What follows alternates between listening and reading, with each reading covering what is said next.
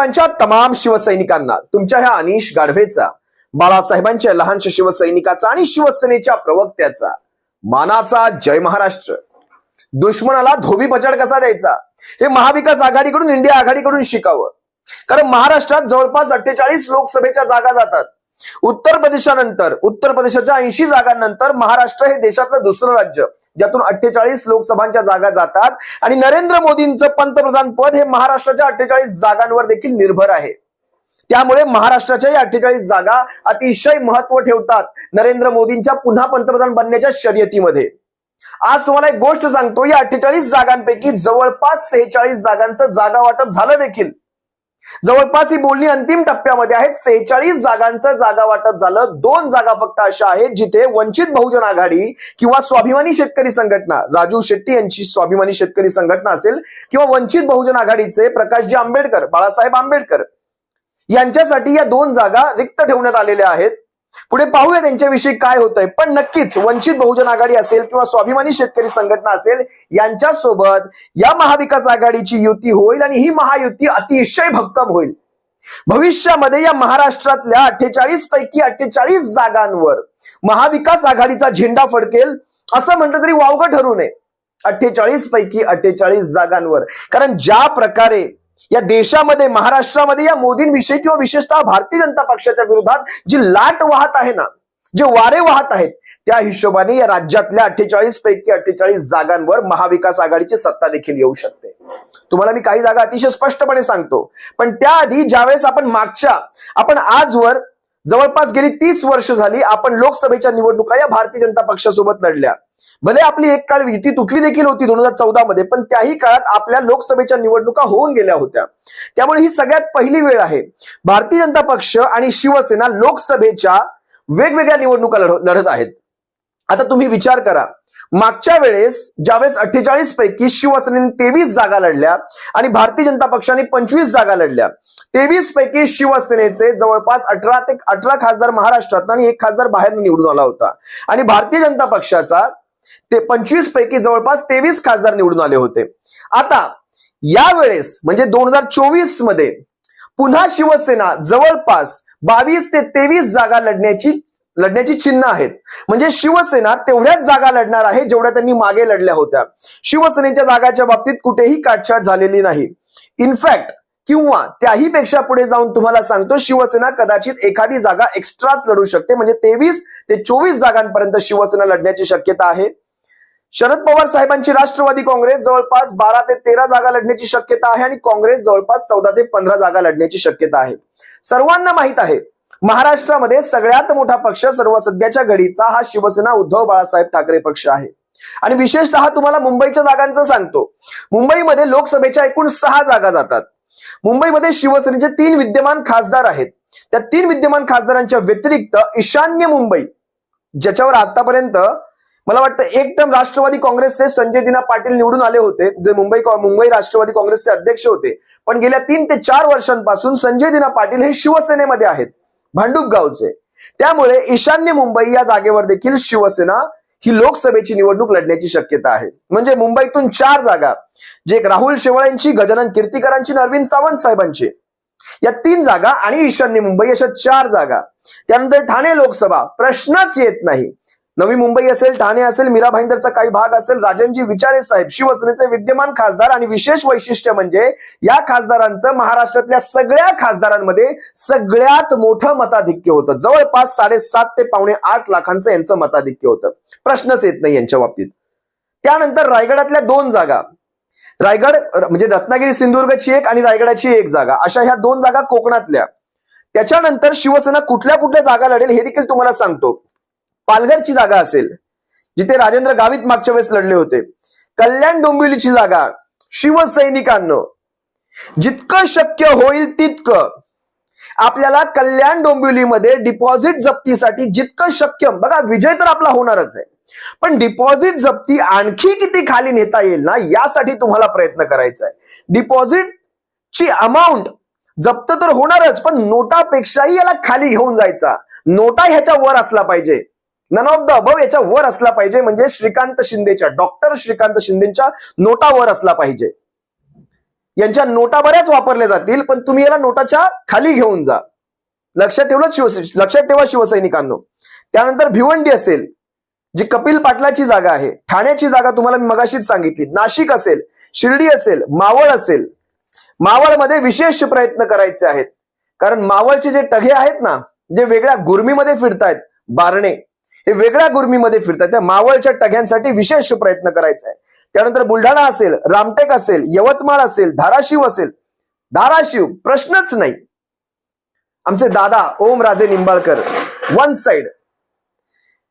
त्यानंतर संभाजीनगरची जागा असेल खैरे साहेबांची, कोल्हापूरची जागा असेल, परभणीची जागा असेल. या शिवसेनेच्या विद्यमान 18 खासदारांच्या जागा यात सगळ्याच्या सगळ्या आहेत, एक हातकणंगले सोडली तर.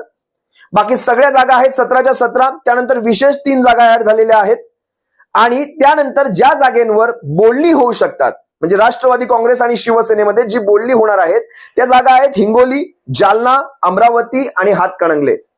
आता हातकणंगलेची जागा विशेषतः स्वाभिमानी शेतकरी संघटना असेल, किंवा मग अकोलेची जागा जी काँग्रेसच्या खात्यात सध्या आहे, अकोलेची जागा ही वंचित बहुजन आघाडी.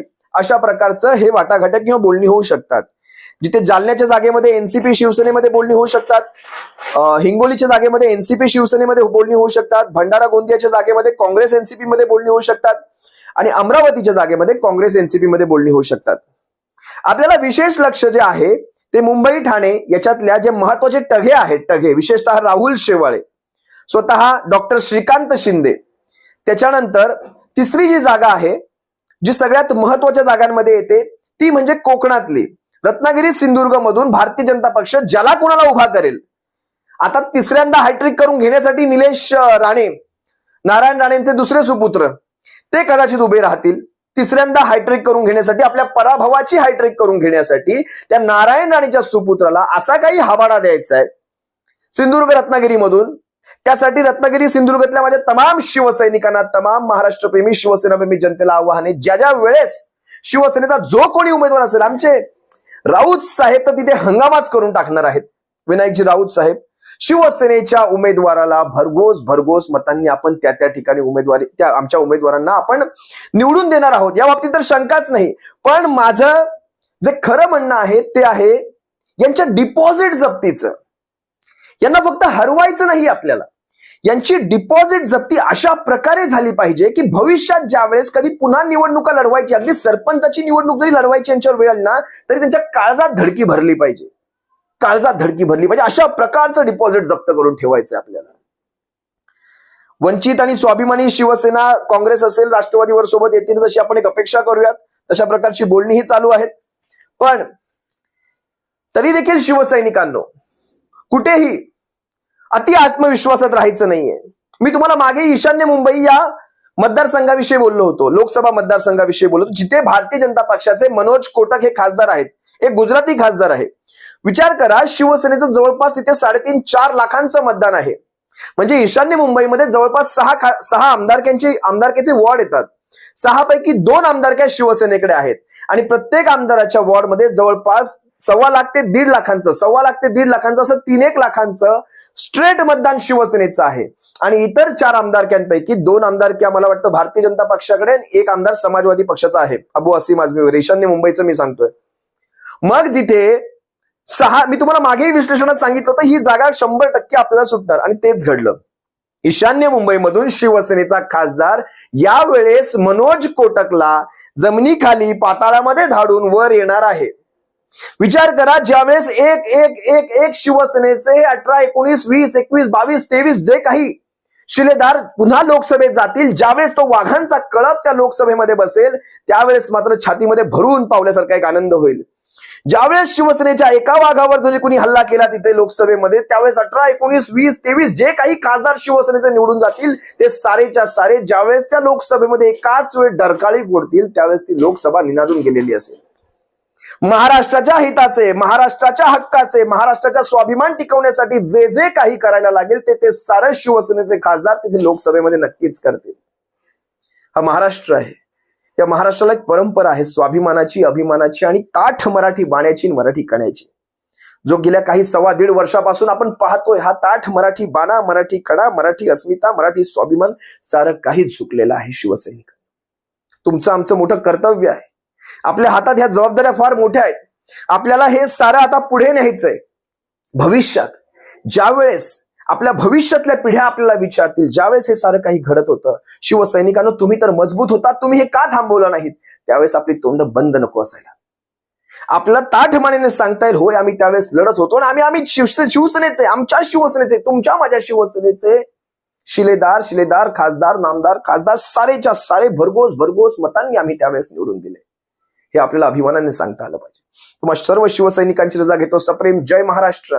विचार करा, दुश्मनाला गाफील ठेवून या महाविकास आघाडीच्या 48 पैकी जवळपास 46 जागांचं जागा वाटप देखील झालं. आता फक्त पाहायचंय या शिंदे टोळीमध्ये, या अजित पवार गटामध्ये आणि या भारतीय जनता पक्षामध्ये कशा मारामाऱ्या होतात. आता शिंदे टोळी, विचार करा, स्वतःला शिवसेना सांगते, जरा घेऊनच दाखव शिवसेनेच्या 23 जागा. या भारतीय जनता पक्षाकडनं तुम्ही फक्त 23 जागा घेऊन दाखवा. तुम्ही स्वतःला धनुष्य आहे तुमच्याकडे, शिवसेना नाव आहे तुमच्याकडे, चुनाव आयोगाने तुम्हाला देऊ केलेलं आहे.